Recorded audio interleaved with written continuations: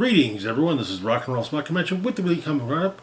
We've made it through all of this week's Marvel books and first batch of this week's DC books. Now it's time to wrap things up with the last few DC books of the week. Kicking things off, we've got Blue Beetle number 4. Continuing the Scarab War story. Where we left off, Jamie had, with the assistance of his ex-girlfriend, gone to Egypt to fight the Blood Scarab, and had seemingly defeated him, but there was actually one where Jamie could have killed him and didn't. Excuse me. So the issue opens at in Palermo City.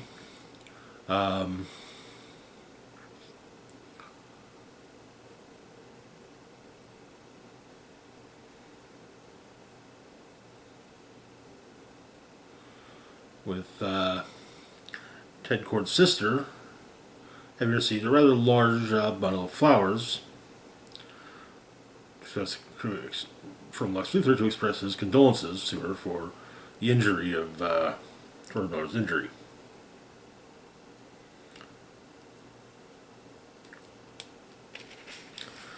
The flowers are promptly destroyed, but and Brenda's basically off for the day. Jamie is focusing quite a bit on what he's going to do, what to do about the Blood Scarab and everything. But his aunt tells him to, get out of here, just get out of the restaurant. Well, he's been mopping the floor forever. When he leaves, he runs into Uli of the Horizon, who says that they should take a walk. Paco comes upon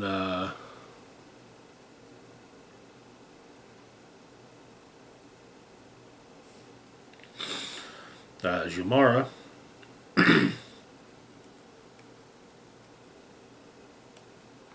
and offers, basically, offers to let her bend his ear. In Egypt, the Blood Scarab pulls himself out of from the underneath the sand in which he was buried.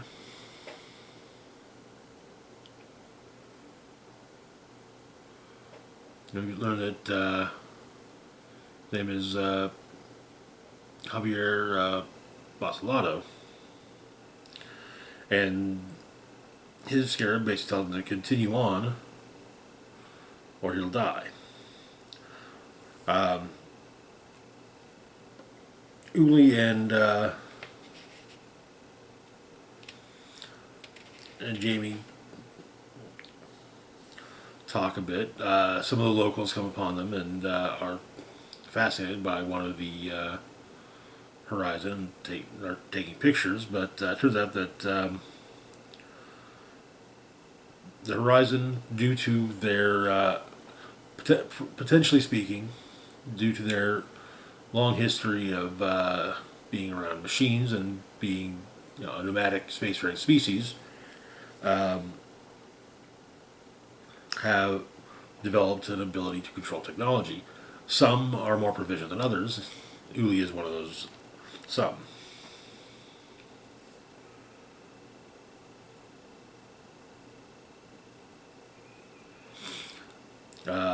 But Uli tells Jamie that his hesitance that dispatching the Blood Scarab puts the Horizon and everyone else at risk.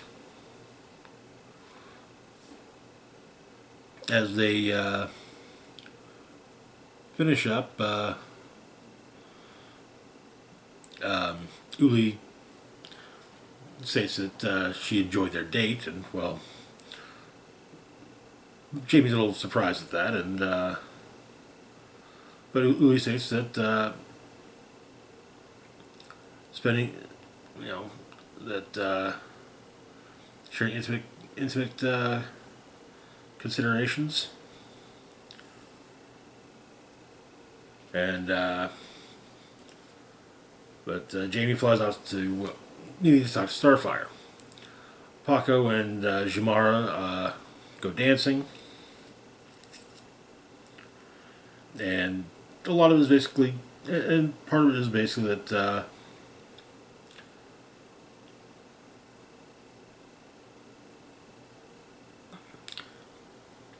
while Jimara's worried about everything, especially since it seems that while she's able to use her scarab, it still seems like it powers up a bit slower than normal. But Paco basically says that he as well as Jamie's friends have got their back. And Jimara and Paco share a kiss, which takes Paco a bit by surprise. However, even more surprising is the return of Fadeaway and Gimmicks.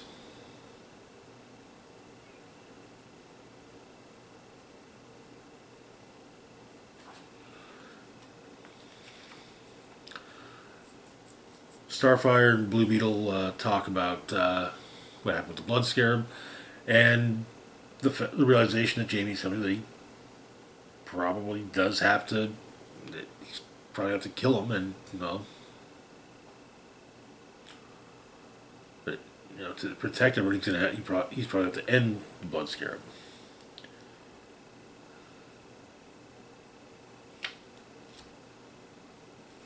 And he thinks he's ready to go through with it, but Starfire tries to explain that taking a life isn't something that comes easily.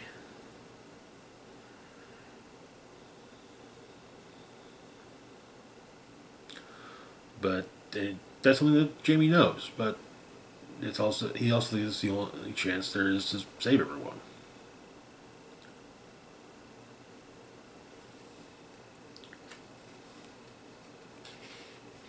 Then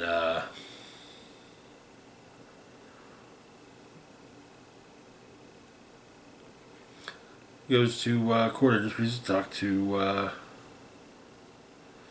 Ted's sister, and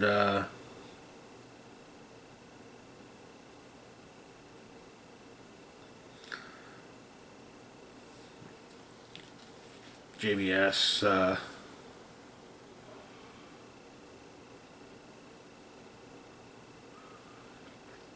Jamie says he fought what injured Ted, and it's scary. Wants all of the Scarabs dead, especially Jamie. And so then Jamie asks if Victoria wanted to kill someone like him, how would she do it? And she hasn't heard somebody saying, "What an interesting thought." Things are getting interesting here. I was already sold on the book, but definitely something. Things are definitely going to get, as I said, interesting as the series goes on. Moving on, though, to our next book, we've got Fire and Ice. Welcome to Smallville, number 4. Where we left off,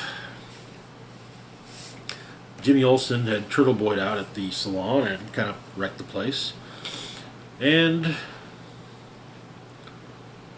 one of the contestants on Fire's reality show seemingly killed and ate one of the others. The issue begins with Ice and her friend Rocky cleaning up the mess at the salon. Apparently, the Daily Planet will be paying for the repairs, but Jimmy's got to get approval, and then they have to wait for the funds. Rocky suggests a bake sale. Among the mess is an odd mask, which Rocky and I further bond over cleaning. With Rocky pointing out that basically saying that maybe Fire's a bit of a toxic influence. Meanwhile, in the Kawachi Caves, the super criminals that were part of Fire's reality show have been relocated there. And, well, physical challenges are being incorporated to the show. We get confessionals from Gentleman Ghost as well as King of Cats. The King of Cats asking why there's a toilet in a cave. The answer being continuity. So the first physical challenge is assembling a burger blindfolded using only one's mouth. First to complete the challenge wins cash prize of $10,000 from Big Belly Burger, who are the show's sponsors and have basically put their logo on the left ass cheek of Fire's pants. But a new potential competitor shows up, Lobo, who of course probably insults and fights some of the criminals, or some of the super criminals, while trying to flirt with Fire.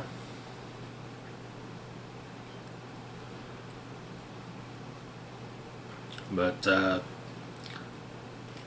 Martha calls Fire, suggests she come to the Smallville drag brunch. Ice is already there, apparently watching the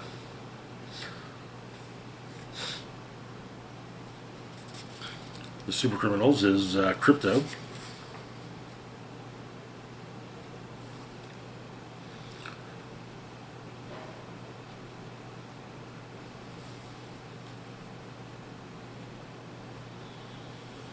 And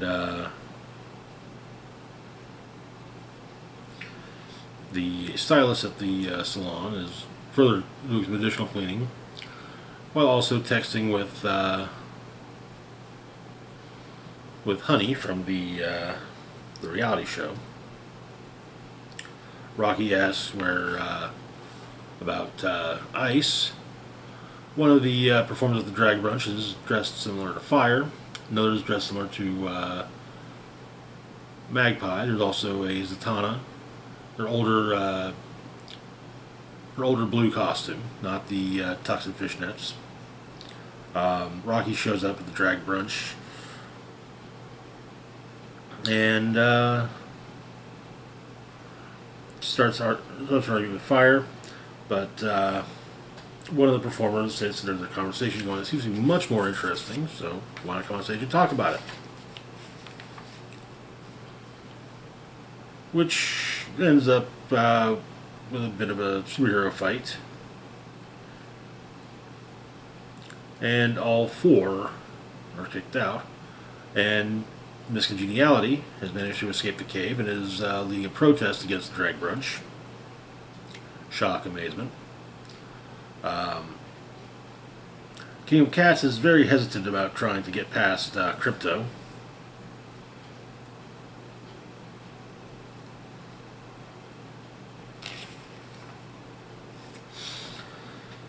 Fire punches Miss Congeniality, and Ice says, points out you thought you were trying to help them, and well, and Fire asks why she tries to solve every problem with violence, and Fire states that violence is the only language they understand. So I suggest she try and teach them another language.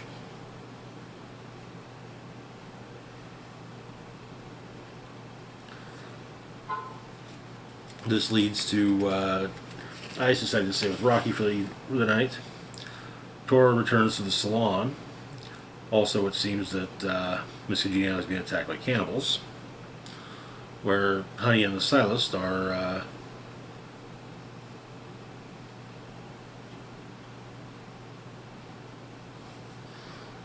making out.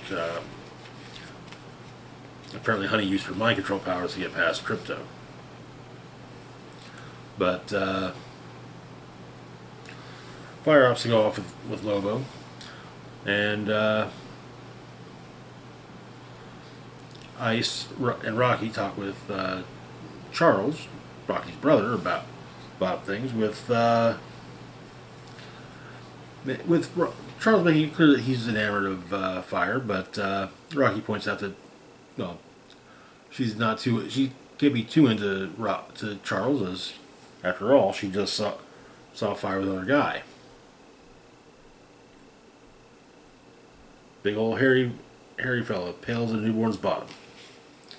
And the issue ends with Fire and Ice making their way to a one of the various fields in around Smallville, and getting very close as the salon catches fire.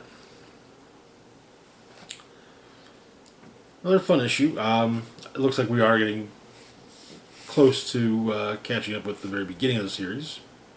There was also a note that takes place before the Superman annual for this year. So I am slightly curious as to what part Lobo had to play in that. But anyways, moving on to our last book for the week, we've got Titans Beast World Tour, Metropolis. So, Beast World. The Necrostar, basically evil, undead, Starro-ish creature, was awakened on the moon of Titan where it was being held prisoner. Thanks, Brother Eternity. And to stop it, Beast Boy turned into basically a Starro and managed to, with the aid of Cyborg, send the Necrostar to the coldest known place in the universe. However, then an associate of Amanda Waller's, Dr. Hate, showed up and basically subsumed the boy part of Beast Boy, putting the beast in charge. And so Garo, as he started referring to himself, basically did what Starro would do and just started shooting off, I guess in this case, Garo fights, Earth. Garo fights, though, function in a slightly different manner from Starro fights. Starro fights tend to basically operate as a means of mind control. Garo fights cause people to take on more animalistic traits, especially physical traits. So we got a handful of stories in this issue. First is Primal Pain. Dream, it has been ever since Lazarus Planet has been her powers have been a little off kilter. She's seeing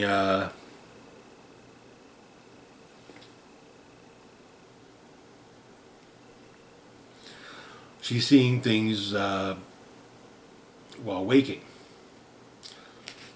For example, the waitress at the coffee shop her and her friend are at, she comes up after Dream has seen her do so and thought she was actually there, and handed her the coffee cup, which she ended up dropping because there was no one actually there. But Dream follows through on a vision as she's having it, or dreamer, not dream, of the city burning. She gets in touch with Superman, John Kent, and the idea becomes they're going to try and evacuate A-Town, which is where aliens living in Metropolis live. They're attacked by Livewire shortly thereafter, though she seems to have taken on what's probably best described as it kind of looks more closer to the features of an electric eel. But A-Town is evacuated, and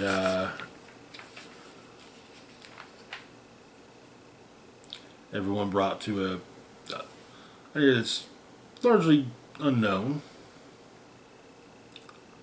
but Amanda Waller has just learned where it is, and, well, yeah. Our next story focuses on longtime Superman ally Bibowski on the run from a once again turtle boyed out Jimmy Olsen. Turns out that Jimmy came into Bibbo's Burgers for lunch and drinking a cup of coffee.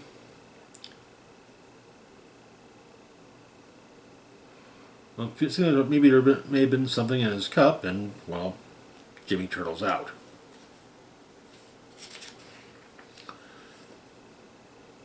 And so Bibbo, with the aid of Professor Emil Hamilton, do what they can to distract and return Jimmy to normal size. They briefly encounter. It seems that he has been infected by Garo. He actually spits out a Garo fight, which ends up hitting an already Garified Power Girl. That's Power Girl on the cover with the fiery wings and the bird head. Honestly, I thought it was Hawk Girl. Kind of made sense. But Jimmy reverts back to normal. Day is saved. Our next story focuses on Lois. She's at the Fortress of Solitude while Superman is doing what he can to save everyone.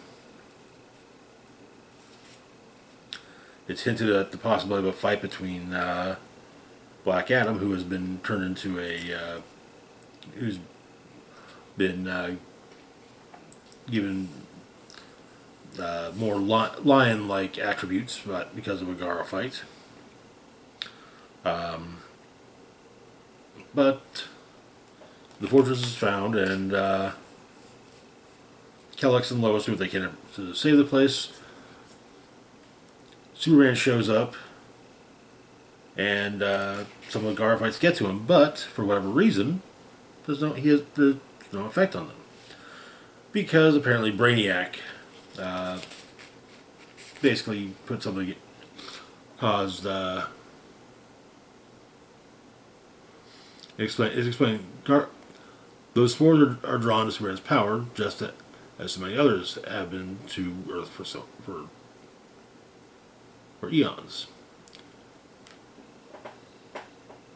But soon Brainiac will know why, and basically Brainiac arranged it so that the Garo fights would not Garo fights, or presumably just Garo fights, because Star fights have been used on Superman previously. But Brainiac couldn't allow the Garo fights to take Superman, and that is where the issue ends. It looks like this is how the World Tour, the Beast World Tour one-shots are going to go. I know there's a Gotham one coming next week. But anyway, that will do it for this week's Roundup. As always, feel free to like, share, and subscribe. Links to my Facebook, Twitter, Mastodon, Patreon, and PayPal can be found in the description box. Down below, this is Rock and Roll Spock signing off saying, live long and rock hard.